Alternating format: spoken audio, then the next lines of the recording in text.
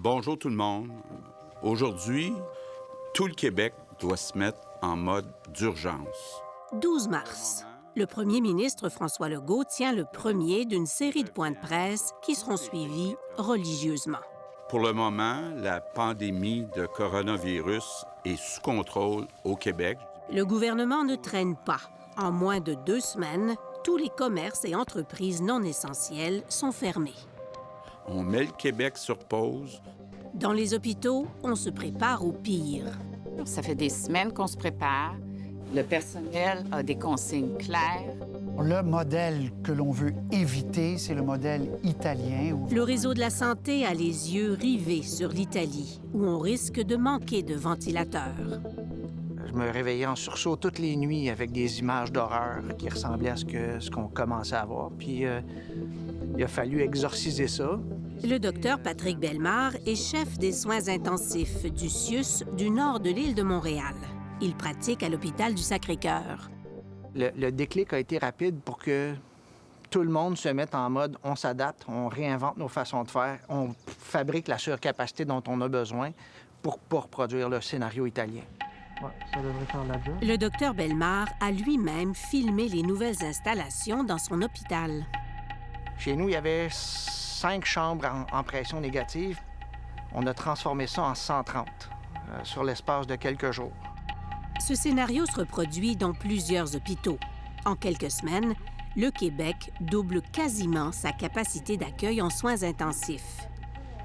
Et pendant ce temps-là, On a libéré, en l'espace de 3 semaines, 7000 lits. C'est du jamais vu au Québec. la pièce maîtresse de la préparation du réseau, ça a été de vider les hôpitaux. On a reporté les chirurgies non urgentes et tenté de relocaliser 1400 patients qui n'avaient plus besoin de soins actifs. On a demandé au CHSLD d'admettre beaucoup de patients pour vider les hôpitaux, pour faire de la place pour les patients qui seraient hospitalisés. Le gériatre David Lucier a été un des premiers à sonner l'alarme. Est-ce que c'était une erreur de faire ça? Non, c'était pas une erreur, mais l'erreur, c'était de ne pas préparer les CHSLD. Le mois de mars a été très pénible parce qu'on recevait plein de monde, là, puis de plusieurs hôpitaux. L'infirmière Sylvie Morin était au front dès le début. On a ouvert une unité de 13 lits de plus dans le sous-sol, que c'était un flop total. Au niveau de prévention des infections, là, c'était l'enfer. Mais on a eu quand même 71 admissions là, début mars. 71 résidents de plus, sans personnel supplémentaire. Il est pourtant écrit clairement dans ce guide, préparé au début de mars par le ministère de la Santé, qu'il fallait prévoir le personnel pour les places supplémentaires. Vous savez, des fois, entre les guides puis qu'est-ce qui est possible de faire sur le terrain, si vous ne l'avez pas, le personnel, vous faites quoi? Marguerite Blais, ministre responsable des aînés et des CHSLD, a été confrontée à son impuissance. Il y a du personnel qui ne rentrait pas non plus, là. Faut savoir, là. Hein? On ne peut pas aller chercher les gens à la maison, là. C'était pas si simple que ça, là. Beaucoup d'employés se sont absentés parce qu'ils s'estimaient mal protégés. On n'était pas prêt en termes de matériel, on n'était pas prêt en termes de personnel, on n'était pas prêt en termes d'organisation des lieux physiques. Pour Valérie Gilbert, la vague a frappé le 28 mars. C'est comme une traînée de poudre, hein? C'est fulgurant, on ne savait pas où donner de la tête. Les patients se mettaient à faire de la température. Puis là, toute la procédure derrière le dépistage, c'est une méthode particulière. On doit se mettre une visière qu'on n'avait pas à ce moment-là. On n'avait pas le matériel nécessaire. Avez-vous demandé à un moment donné de transférer du matériel des hôpitaux vers les CHSLD? Il faut protéger le personnel en CHSLD. Bien, on l'a fait. Je veux vous dire la vérité, pour certains équipements, on en a pour 3 à 7 jours.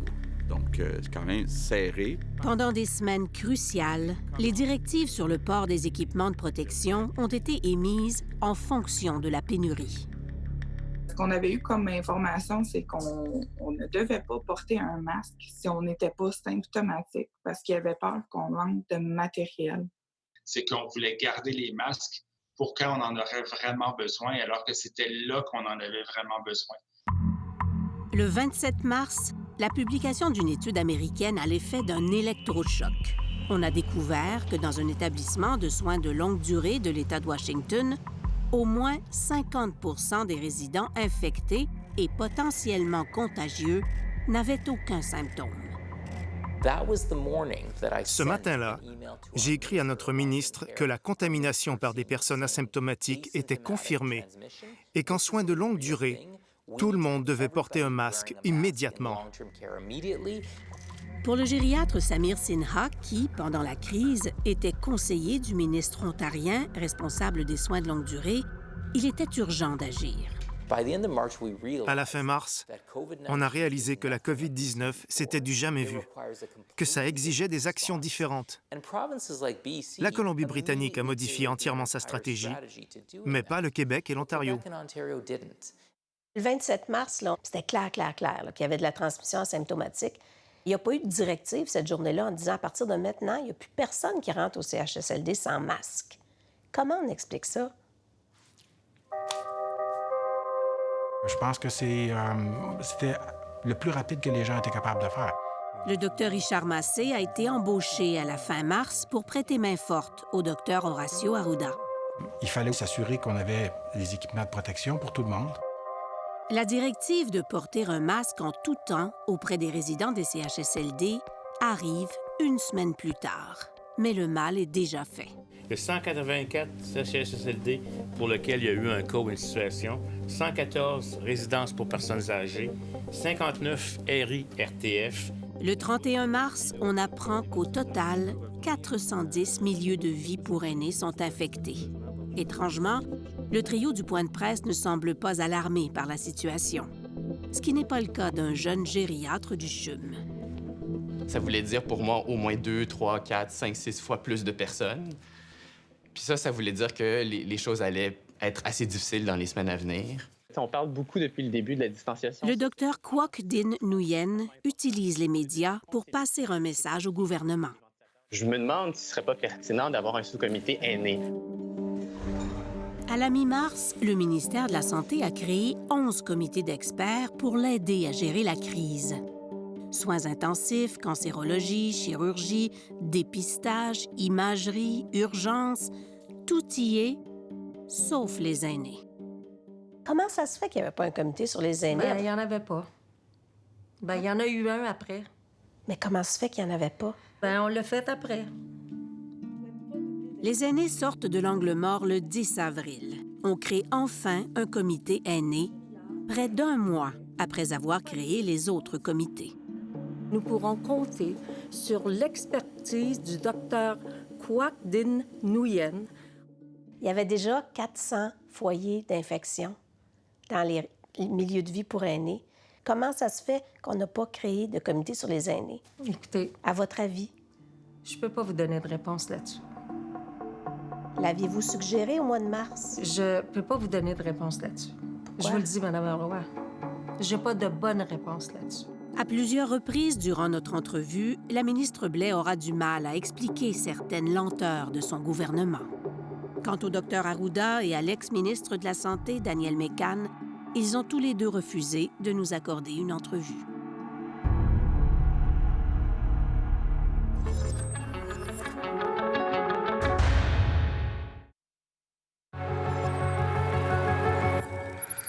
Le problème est vraiment dans quelques CHSLD. On a 6 CHSLD là, où on a la majorité des décès.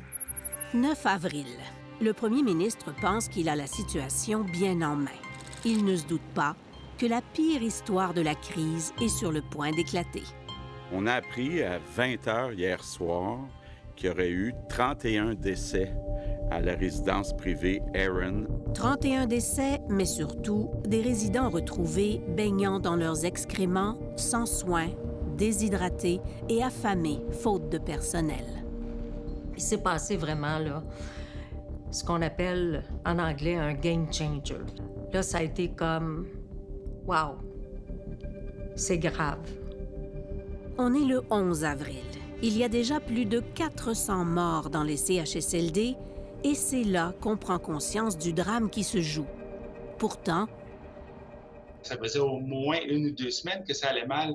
Puis eux, au niveau des ministres, ils l'auraient su seulement le 11 ou le 12 avril. Il y a quelque chose qui n'est pas normal. Est-ce que vous avez essayé de les réveiller?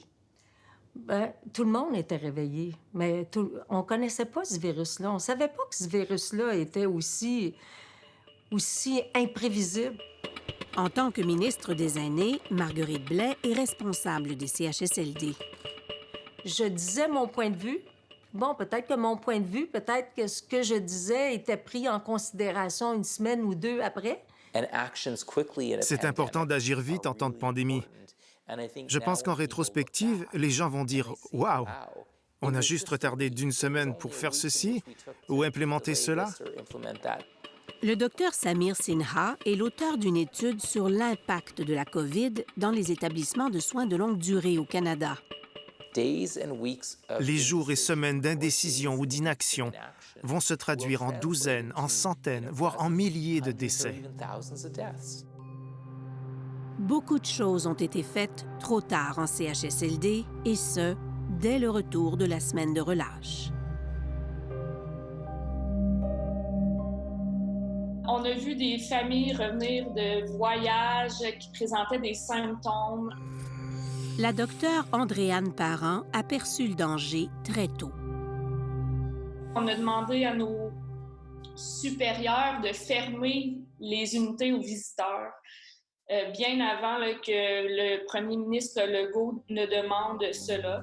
Les visites en CHSLD sont interdites le 14 mars, 8 jours après la fin de la semaine de relâche.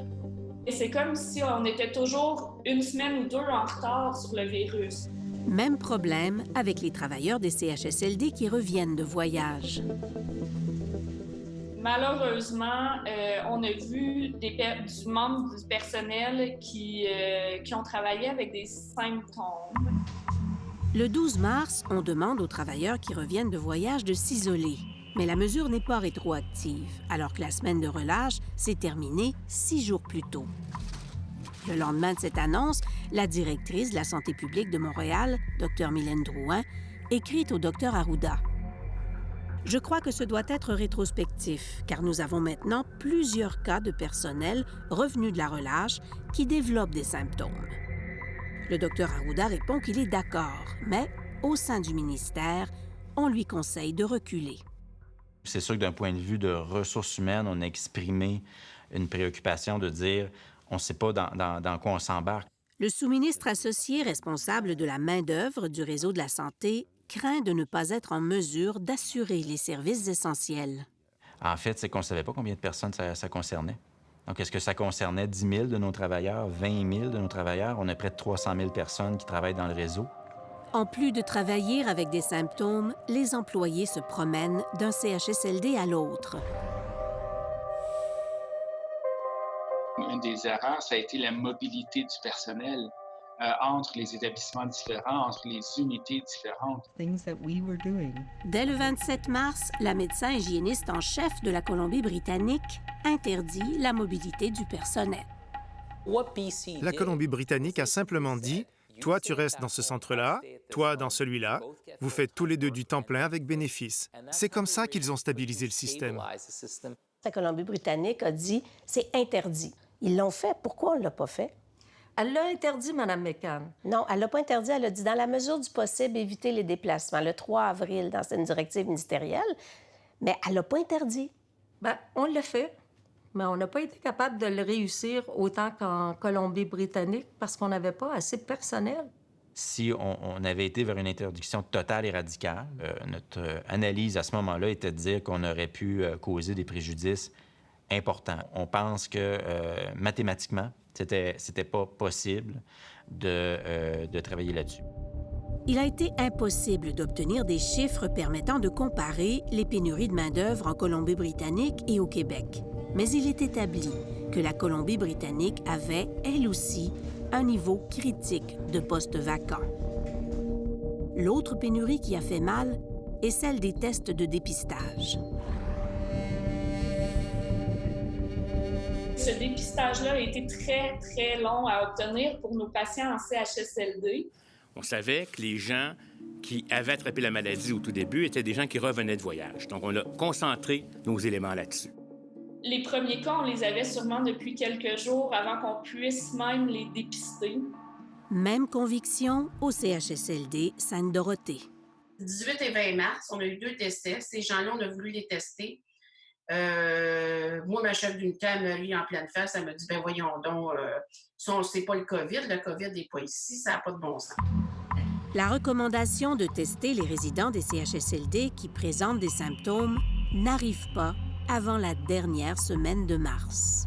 Le masque était fait, on n'avait pas d'isolement, on ne mettait pas les gens en isolement, là, on ne s'habillait pas, on n'avait pas de jaquette, on n'avait pas de gants. En 6 semaines, entre la mi-mars et la fin avril, il y a eu 2000 décès en CHSLD. On devait avoir 1 à 2 décès par jour juste sur notre étage. Là, ils descendaient les gens, puis là, ça mourait. Là. C'était débile. Là, j'ai un monsieur, lui, il était à côté d'un patient qui était décédé, là, puis ils ont laissé le corps là, quasiment 24 heures. Là. Au pire de la crise, il y aura près de 100 décès par jour en CHSLD et des milliers d'employés absents. Dans des unités, on était vraiment dans une majorité de postes où il y avait les personnes étaient absentes, là, vraiment, donc des absentéismes de plus de 60-70 %. Je dirais que c'était le chaos total. Audrey est infirmière. Elle a été envoyée en renfort au CHSLD Sainte-Dorothée au début d'avril. C'est la coordonnatrice qui m'a accueillie, puis elle m'a dit de me changer dans une salle de bain, puis elle m'a dédié directement une unité là, complète. J'ai pas eu aucune formation. On nous a assuré qu'on allait avoir une orientation, qu'on n'allait pas être laissés à nous-mêmes, comme ça. Malheureusement, c'est pas ça qui s'est passé. Pas du tout. On est arrivés, plusieurs n'ont même pas eu 10 minutes d'orientation. Cette infirmière, qui désire préserver son anonymat par crainte de représailles de son employeur, a été mutée au CHSLD Lapinière de Laval. Quand je suis arrivée, les employés étaient déjà tous épuisés. Les gens sortaient des chambres positives et ne changeaient pas avant de rentrer dans une chambre d'un patient qui n'était pas encore positif. Ils disaient, de toute façon, on les sauvera pas. Le manque de personnel était tellement grand que, effectivement, les gens sont arrivés, puis même en entrant dans le bâtiment, là, les premiers jours, c'était plus ou moins organisé. Dans un monde idéal, on aurait dû peut-être avoir une plus grande planification de ça. Je dirais qu'à pas mal tous les corps de travail, j'avais l'impression d'avoir perdu le contrôle. J'ai beaucoup de la difficulté encore aujourd'hui à vivre avec ce que j'ai vu. Il m'est arrivé plusieurs fois de pleurer sur mon corps de travail, puis de vouloir tout abandonner, mais c'était juste impossible, dans le fond. Pendant des semaines, des infirmières formées pour sauver des vies vont assister, impuissantes, à une hécatombe pour laquelle personne ne les a préparées. Dans la suite de notre enquête, on vous raconte l'histoire d'une médecin qui a fait une découverte qui aurait pu sauver des vies, mais qui a frappé un mur à la santé publique.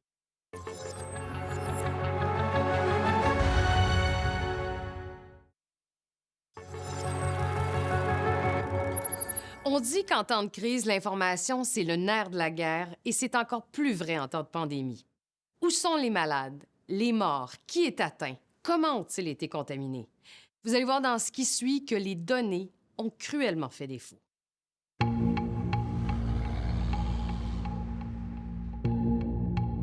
Au début d'avril, le CHSLD La Flèche de Shawinigan est en éclosion majeure de COVID-19.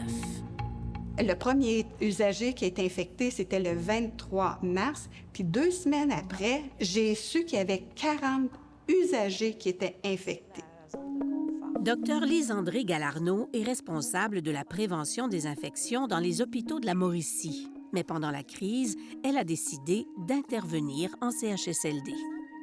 J'ai demandé que tous les usagers, tous les résidents soient dépistés, puis on a trouvé 40 nouveaux usagers infectés de plus. Au total, près de 80 usagers, soit la moitié des résidents du CHSLD, sont infectés.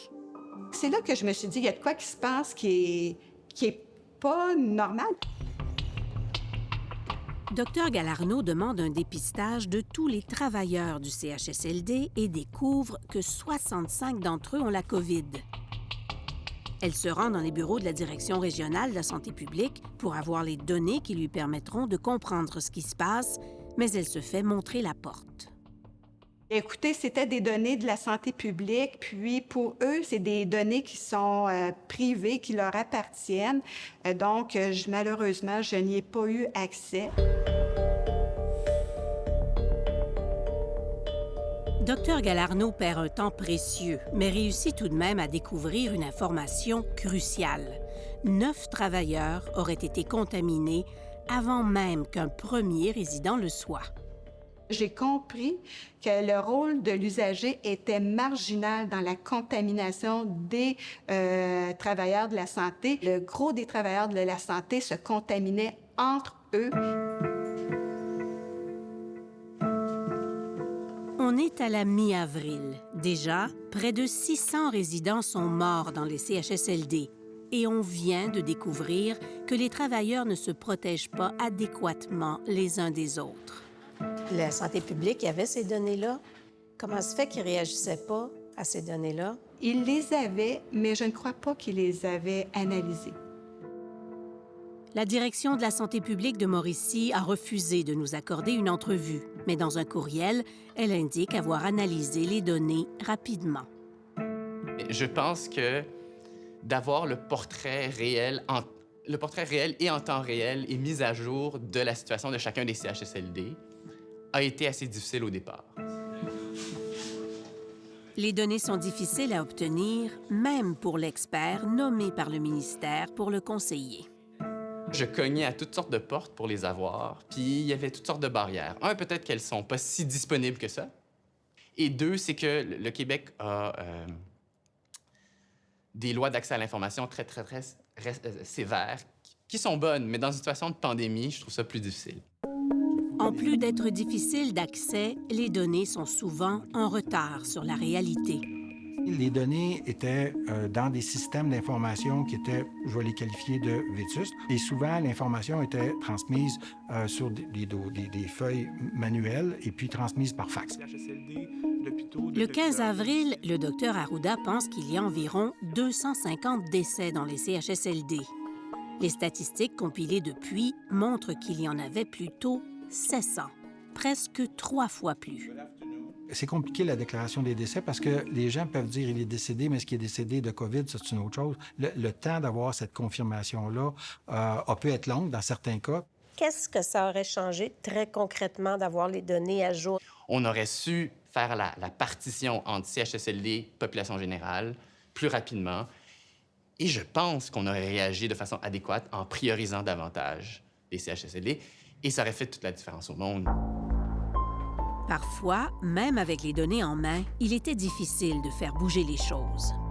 On a-tu de résultats pour hier? Après avoir découvert comment les employés répandaient le virus en CHSLD, Dr Galarneau a élaboré un plan d'action incluant de la formation et une stratégie de dépistage aux 5 jours. Aussitôt qu'on l'a appliqué, la semaine suivante, on avait eu un contrôle complet de l'éclosion. Malgré un succès spectaculaire au CHSLD La Flèche, la santé publique refuse d'appliquer la stratégie de dépistage du Dr Galarneau avant que 150 nouveaux travailleurs et résidents soient infectés dans 2 autres CHSLD. C'est une aberration ce qui est arrivé au Québec et en Ontario. Ce sont les provinces où on aurait dû avoir la meilleure expertise. Notre capacité de réagir dans les CHSLD, dans ces 2 provinces, a été bien en deçà de ce qu'elle aurait dû être. Entre le 23 mars et le 23 juin, la COVID a emporté près de 4000 personnes âgées qui vivaient en CHSLD. Qu'on n'ait pas été capable de faire mieux ou plus vite Ça, j'avoue que je trouve ça difficile. Le contraste entre la gestion populationnelle de la COVID et la gestion aînée CHSLD, le contraste est beaucoup trop marqué et c'est ça qui vient me chercher.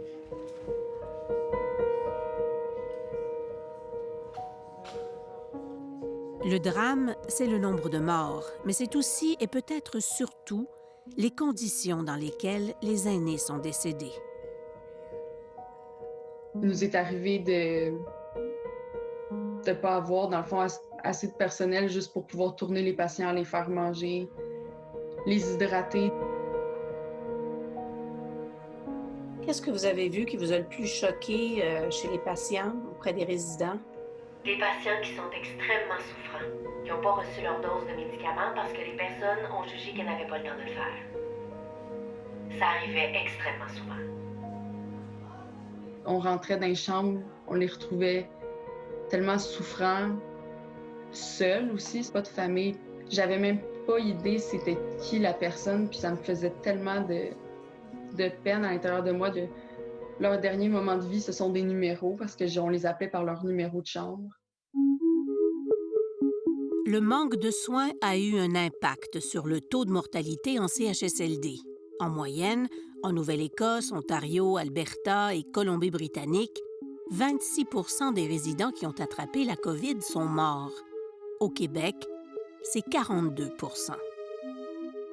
Qui est responsable de ça? Ben, ça doit être moi. Je suis ministre responsable des aînés. Est-ce que ça se peut que vous n'ayez pas suffisamment de pouvoir? Le pouvoir dans la vie, Mme Roy, c'est extrêmement relatif. Le pouvoir, c'est celui que le premier ministre te donne. C'est le premier ministre qui a le pouvoir. C'est lui qui décide des orientations. Le premier ministre François Legault a refusé de nous accorder une entrevue pour défendre son bilan. Mais à plusieurs reprises, pendant la crise, il a reconnu l'échec dans les CHSLD. Il faut se dire la vérité, on a connu une défaite dans nos centres de soins de longue durée. Il a fait porter le poids de cette défaite sur les négligences du passé. Notre société, nos gouvernements, puis j'inclus le mien, n'ont pas porté assez d'attention au cours des dernières années à nos centres de soins de longue durée. Mais jamais, à notre connaissance, il n'a reconnu que son gouvernement aurait pu faire mieux pendant la pandémie pour limiter les décès et la souffrance des aînés.